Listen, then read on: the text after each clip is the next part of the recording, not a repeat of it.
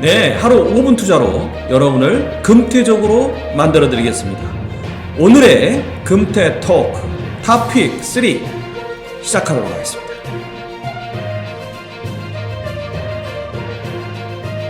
먼저 그 첫 번째 이야기인데요. 완픽으로요. 동아일보 11월 1일자 신문입니다. 연봉이 정점일 때 DC형으로 갈아타자라는 주제를 가지고 좀 말씀을 드려보겠는데요. 최근에 이 기사에서는요, DB형이 줄고 DC나 IRP가 늘고 있다는 얘기입니다. 그 원인이 여러 개가 있겠지만은 DC나 IRP를 통해서 회사에서 주는 안정적인 것보다는 조금 더 수익을 높이기 위한 하나의 전략이 되겠죠. 그래서 여러분들도 아시겠지만은 DB가 어떤 것이고 회사가 운영하는 것이고 DB는 그 다음에 DC는 가입자 스스로 운영하는 거죠. 그래서 내가 직접 굴리면 퇴직금의 재테크의 기회를 제공할 수 있다는 것. 그 다음에 IRP는 근로자가 아니어도 가입 가능한 성격으로서 성격은 DC와 비슷하다. 그러면 언제 DC형으로 전환하는 게 좋을까요? 기사의 제목에서도 이야기한 바와 같이요. 연급여가 정점이 된 후에 옮기는 것이 좋다라는 얘기입니다. 첫 번째는 퇴직일 이전에 3개월간 평균급여를 가지고 DB를 산정을 하기 때문에 상여금 같은 것들이 한꺼번에 지급이 많이 됐을 때가 가장 정점으로 보여지고요. 두 번째 컨셉으로는 임금 피크제를 요즘에 많이 기업들이 시행을 하고 있는데, 임금 피크제 시행 전에 만약에 급여가 이렇게 임금 피크로 인해서 줄어들 상황이라 그러면 그때 DB에서 DC로 전환하는 게 좋다라는 이야기고요.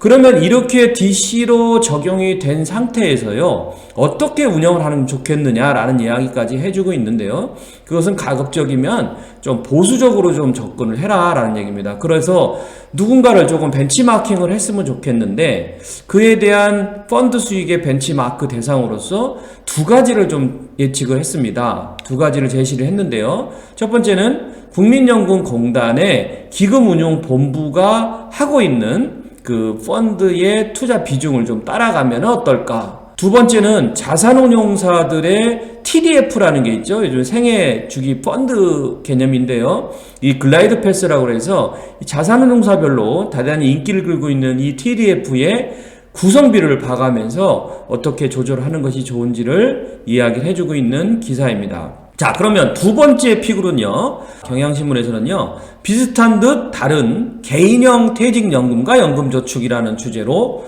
금감원에서 좀 따져보고, 꼼꼼히 좀 따져보고 가입을 해라. 나한테 맞는 게 무엇인지를. 그래서 그 혜택과 한도는 여러분들 표에 보는 바와 같습니다. 자, 이 기준과 아울러서요, 여러분들 그러면 투자 기간이 내가 뭘 선택하나, 연금저축과 IRP 중에서, 그러면 투자 기간이 좀 긴 전문층이라든지 공격적인 성향을 갖고 계신 분들 같은 경우에는요, 연금저축이 적합하다라는 얘기입니다. 그 이유가 왜 그러냐면 위험자산에 투자하는 비중이 좀 달라요. 그래서 연금저축은 약 한 100% 정도까지 위험자산을 투자할 수 있는 반면에 IRP는 한 70% 정도밖에 투자가 안 되기 때문에 약간 공격적인 성향이나 젊으신 분들, 즉 연금을 타기 위해서 기간이 많이 남으신 분들 같은 경우에는 연금저축이 좋다, 그 얘기고요. 중도 인출을 가능성을 고려한다 그러면은요, 연금저축이 더 적합하다는 얘기입니다. 왜 그러냐면요, IRP의 경우에는요, 중도 인출에 대한 사유가 일단 명확하게 법으로 정해져 있어요. 그래서 이 이해 사유에는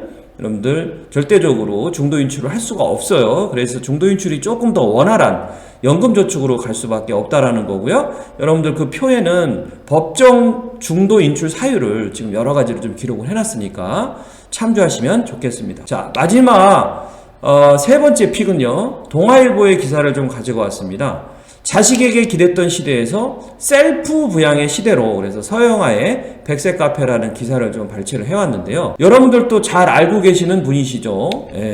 강창희 씨. 그래서 트러스트원 자산운용의 연금포럼 대표이신데요. 이분이 74세입니다. 그래서 은퇴 설계의 가장 그 권위자라고 좀 볼 수 있는 이분께서 세 가지 노후 설계의 발목을 잡는 세 가지 착각에 대한 이야기를 좀 하셨는데요.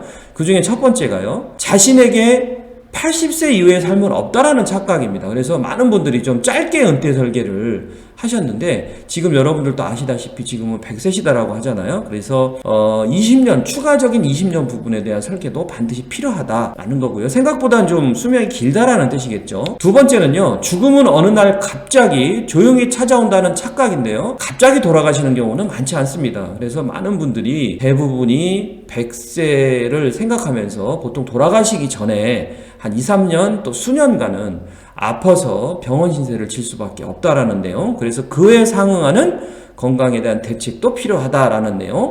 세 번째는요, 자녀가 노후를 보장할 것이라는 착각인데 이거는 사실 요즘에 많이들 생각들 안 하고 계실 겁니다. 그래서 자녀가 내 노후를 보장할 것이라는 이 착각을 버려서 내가 내 스스로가 셀프 부양을 하는 시대로 이제 접어들었다라는 내용을 동아일보에서 이야기를 해주고 있는데요. 조금 더 뭐 깊이 있게 기사를 보실 분들은 또 다시 기사를 보시면 좋을 것 같습니다. 아직 은퇴가 많이 남았다고 생각하실 수도 있겠지만은 우리들의 현재의 매일매일의 이런 은퇴에 관련된 공부가 여러분들의 금태를 앞당기고 가능하게 할 것이라고 저는 확신합니다. 시청해주셔서 감사하고요. 저는 다음 시간에 뵙도록 하겠습니다. 감사합니다.